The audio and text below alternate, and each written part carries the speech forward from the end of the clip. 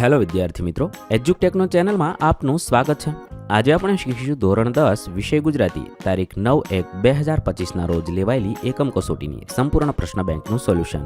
વિદ્યાર્થી મિત્રો, ધોરણ 10ની તારીખ 9/1/25ની એકમ કસોટીના તમામ પ્રશ્નોનું સોલ્યુશન અહીં આપણે શીખીશું. તો ચાલો શીખીએ એકમ કસોટી પ્રશ્ન બેંક સોલ્યુશન.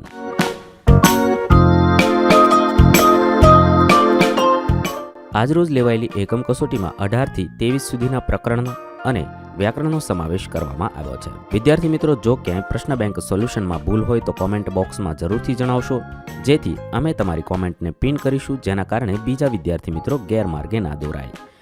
વિભાગ એમાં પ્રશ્ન નંબર 1, નીચેના જોડકા યોગ્ય રીતે જોડીને ફરીથી લખવાના છે. કૃતિ અને વિશેષતા છે. 1. ભૂખથી ભૂંડી ભીખ, જે દુષ્કાળની કૃતિ છે. 2. એક બપોરે, જે વેદનાની કૃતિ છે. 3. વિરલ વિભૂતિ, તે વ્યક્તિત્વની કૃતિ છે. ત્યારબાદ અથવામાં કૃતિ અને ઉક્તિ છે. 1. ચાંદલિયો, નણંદ મારી વાડી માયલી વેલ. 2. હિમાલયમાં એક સાહસ, સદૈવ તલસી રહ્યો ગિરિ હિમોતણી શાંતિને. 3. લઘુકાવ્યો, મારા ખેતરના શેઢેથી. ત્યારબાદ સાહિત્યકાર અને સાહિત્ય કૃતિ છે. 1. પન્નાલાલ પટેલ, તો ભૂખથી ભૂંડી ભીખ. 2. રાવજી પટેલ, તો એક બપોરે. 3. આત્માર્પિત અપૂર્વજી વિરલ વિભૂતિ.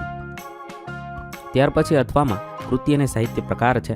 1. ચાંદલિયો, લોકગીત છે. 2. હિમાલયમાં એક સાહસ, પ્રવાસ નિબંધ છે. લઘુકાવ્યો, દુહા મુક્તક હાઇકુ છે. ત્યારબાદ અથવામાં મૂળ સંગ્રહ અને સાહિત્ય કૃતિ છે. 1. માનવીની ભવાઈ, તો ભૂખથી ભીંડી ભીખ. 2. રઢિયાળી રાત, તો ચાંદલિયો. 3. અંગત, તો એક બપોરે. ત્યારબાદ બ, નીચે આપેલા વિકલ્પોમાંથી યોગ્ય વિકલ્પ પસંદ કરી ખાલી જગ્યા પૂરવાની છે. 1. ભૂખથી ભૂંડી ભીખ નવલકથામાં મુખ્ય પાત્ર, તો વિશાખા અને ધનંજય. 2. કાળોની લાગણીઓની કદર સુંદરજી શેઠે કરી હતી. 3. ભૂખે ભીખને ઠોકરે ચડાવી. અહીંયા ભૂખે છે એ ભીખને ઠોકરે ચડાવી, અહીંયા છે ટેકને ઠોકરે ચડાવી, એમ લખી શકાય. 4. એક બપોરે અનુષ્ટુપ છંદોમાં રચાયેલું છે. 5. અશ્રુ ઘર નવલકથા રાવજી પટેલની છે. નણંદનો પતિ એટલે નણંદોઈ થશે. 7. ગાંધીજીના આધ્યાત્મિક ગુરુ શ્રીમદ રાજચંદ્ર હતા. 8. શ્રીમદ રાજચંદ્રજીએ 3 દિવસના ટૂંકા ગાળામાં લખેલ આત્મસિદ્ધિશાસ્ત્ર ચિંતન ગ્રંથ છે.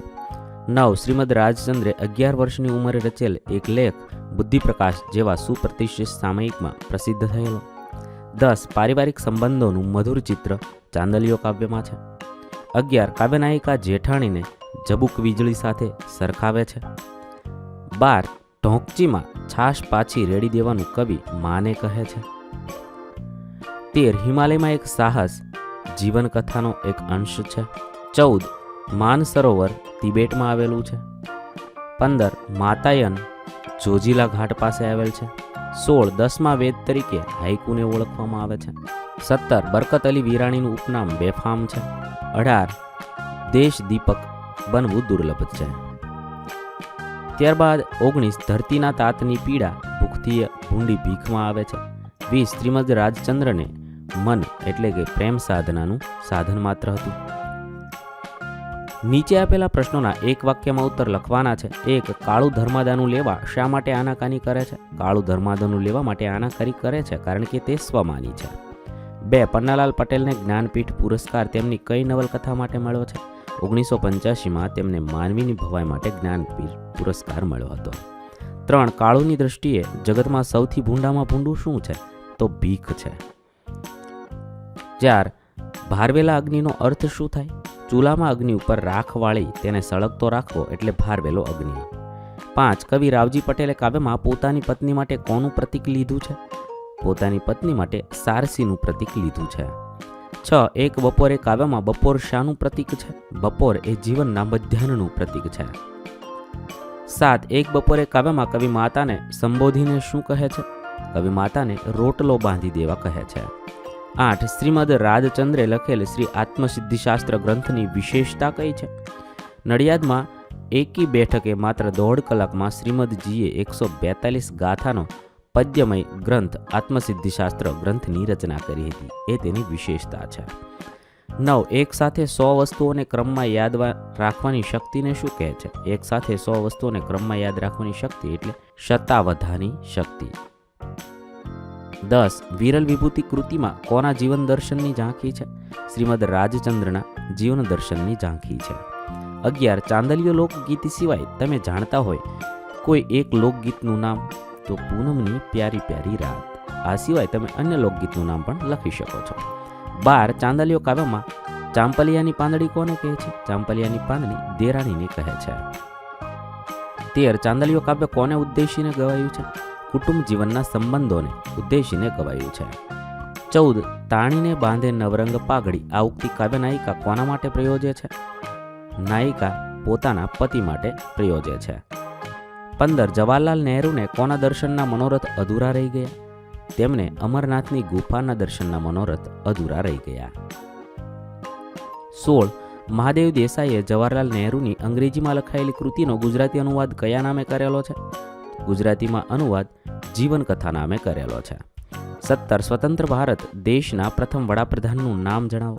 સ્વતંત્ર ભારતના પ્રથમ વડાપ્રધાનનું નામ જવાહરલાલ નહેરુ છે. 18. ભારવાળો મુગટ એટલે શું? ભારવાળો મુગટ એટલે જવાબદારીવાળો મુગટ. 19.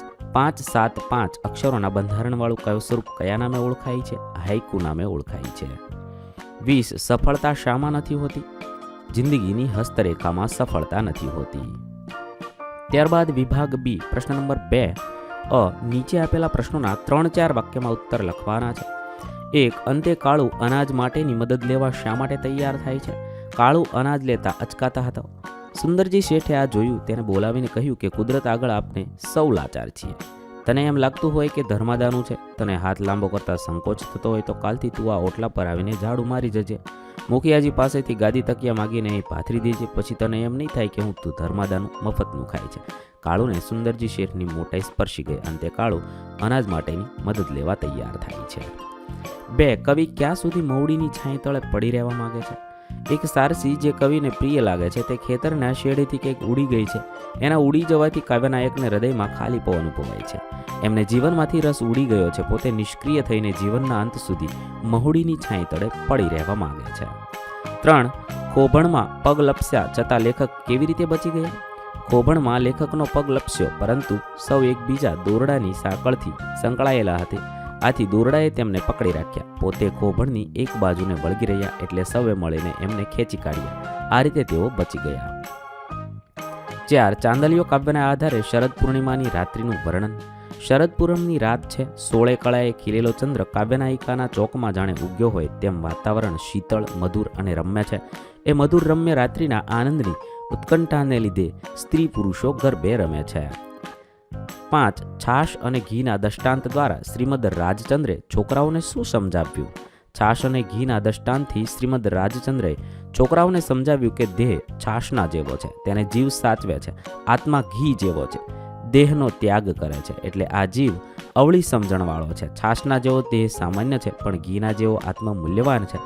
છાશની જેમ દેહ ઢોળાઈ જાય એટલે મૃત્યુ પામે અને નાશ પામે, પણ એનાથી નુકસાન નથી. એનો અર્થ એ કે દેહને પણ આત્મા મૂલ્યવાન છે.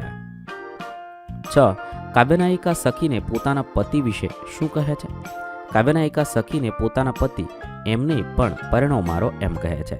એમાં પતિ પ્રત્યેના મમત્વ, પ્રેમ, અધિકાર તેમજ ગૌરવ પ્રગટ થાય છે.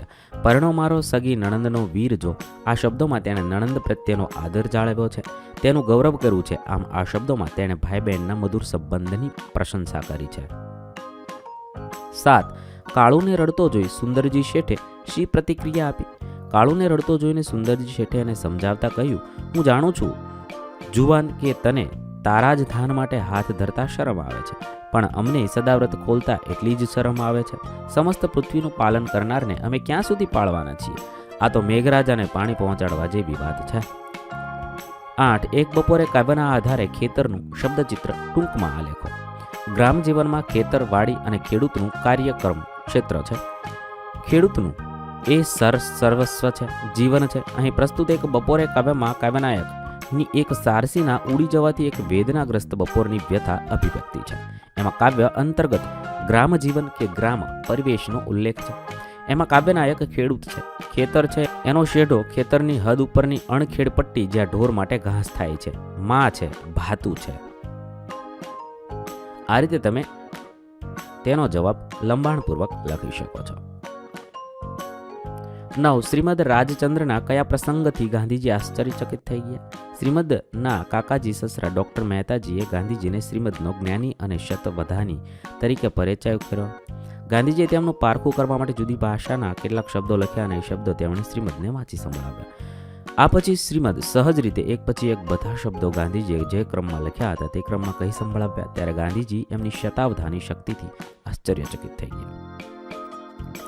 10. ગુજરાતી 12 મહિનાના નામ જણાવો. કારતક, માક્ષર, પોષ, મહા, ફાગણ, ચૈત્ર, વૈશાખ, જેઠ, અષાઢ, શ્રાવણ, ભાદરવો અને આસો.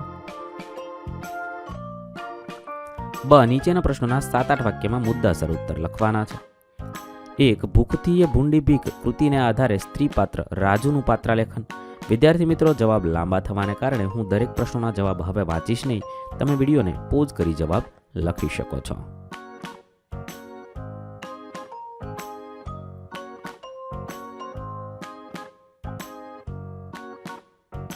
2. સારસીના ઉડી જવાથી કવિના ચિત્ત પર થયેલી અસર તમારા શબ્દોમાં લખો.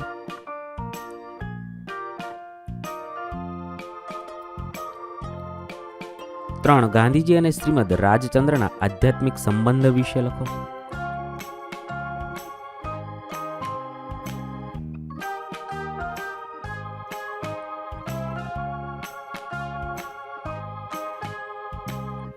4. ચાંદલીઓ કૃતિમાં વ્યક્ત કાવ્યનાયિકાના સ્વજનો માટેનો ભાવ વર્ણવો.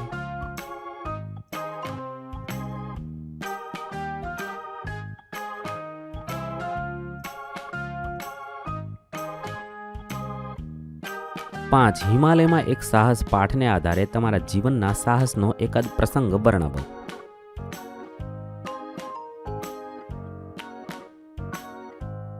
વિભાગ સી પ્રશ્ન નંબર 3 માગ્યા મુજબ ઉત્તર આપો. અ, બ અને ક માંથી કોઈ પણ એક પ્રશ્ન પૂછવાનો છે. આપણે દરેક પ્રશ્નોના જવાબ જોઈએ. વિધાનની બાજુમાં આપેલ સૂચના મુજબ ઉત્તર લખવાનો છે. 1. હિમાલયનું સૌંદર્ય એટલે હિમાલયનું સૌંદર્ય. અલંકાર તો અનન્વય અલંકાર છે. 2. વર્ણાનુપ્રાસ અલંકારનું ઉદાહરણ લખો. ઝૂકી ઝાડના ઝુંડની જાજી જાડી. 3. આત્મા ઘી જેવો મૂલ્યવાન છે. અલંકાર ઓળખાવો તો ઉપમા અલંકાર છે. 4. ધરતી પર મોતનો વરસાદ વરસી રહ્યો હતો. અહીંયા સજીવારોપણ અલંકાર છે. 5. ભૂખથી એ ભૂંડી ભીખ છે. અલંકાર વ્યતિરેક અલંકાર છે. બ. નીચેના પ્રશ્નો માટે યોગ્ય વિકલ્પ પસંદ કરી ઉત્તર લખવાના છે. 1. મારું બંધારણ સૂત્ર યમન સ ભ લગા છે તો હું કોણ? તો શિખીરણી છંદ.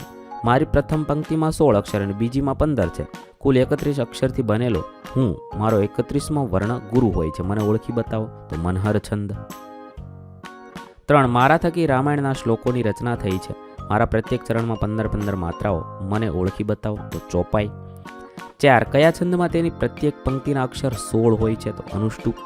5. નીચેનામાંથી કયો છંદ માત્રામેળ નથી તો મનહર. ક. નીચેની પંક્તિઓમાં છંદને ઓળખાવવાનો છે. 1. કાળી ધોળી રાતી ગાય પીએ પાણી ચરવા જાય. ચોપાઈ છે. 2. હજી તારી કાયા મુજ નયન સામે જળહળે. શિખીરણી. 3. સૌંદર્ય વેડફી દેતા નાના સુંદરતા મળે. અનુષ્ટુપ. 4. દીપકના 2 દીકરા કાજળને અજવાશ. એક કપૂત કાળું કરે બીજો દીએ પ્રકાશ. દોહરો છંદ. 5. પાને પાને પોળી રાત. ચોપાઈ. ત્યારબાદ વિભાગ ડી પ્રશ્ન નંબર 4 નીચે આપેલા વિષયોમાંથી કોઈ એક વિષય વિચાર વિસ્તાર અથવા અહેવાલ લેખન કરવાનો છે. વિચાર વિસ્તારમાં છે. 1. સૌંદર્ય વેડફી દેતા નાના સુંદરતા મળે. સૌંદર્ય પામતા પહેલા સૌંદર્ય બનવું પડે. આ રીતે તમે તેનો જવાબ ડિટેલમાં લખી શકો છો. વિદ્યાર્થી મિત્રો, વિડીયો લાંબો થવાને કારણે હું દરેક જવાબ વાંચતો નથી. તમે વિડીયોને પોઝ કરી જવાબ લખી શકો છો. 2. મનવા પર ઘર પહોંચીને દુઃખ ન કોઈએ રોય. માન ગુમાવીએ આપણું વહેંચી ન લે તું કોઈ. તેને તમે આ રીતે સમજાવી શકો છો. અહેવાલ લેખનમાં તમારી શાળામાં યોજાયેલ કવિ જયંતિની ઉજવણીનો આશરે 100 શબ્દમાં અહેવાલ લખવાનો છે. અહીંયા તમારે તમારી શાળાનું સરનામું તારીખ લખી આ મુજબ તમે અહેવાલ લખી શકો છો. તમે અહીંયા તમારી શાળાનું નામ ને બધું લખી અહેવાલ પૂર્ણ કરી શકો છો. 2. તમારી સંસ્થામાં યોજાયેલ પુસ્તક પ્રદર્શનનો અહેવાલ લખવાનો છે.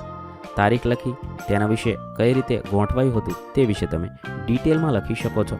અહીંયા આપેલો અહેવાલ માત્ર નમૂનારૂપ છે, તમારે તમારી શાળાનો અહેવાલ લખવાનો છે. 3. તમારી શાળામાં યોજાયેલ વાર્ષિક ઉત્સવની ઉજવણીનો અહેવાલ. શાળાને વાર્ષિક ઉત્સવ તારીખ સાથે તમે તમારી શાળાનું નામ લખી તમારી શાળામાં કઈ કઈ પ્રવૃત્તિ કરવામાં આવી તે વિશે તમે ડિટેલમાં લખી શકો છો.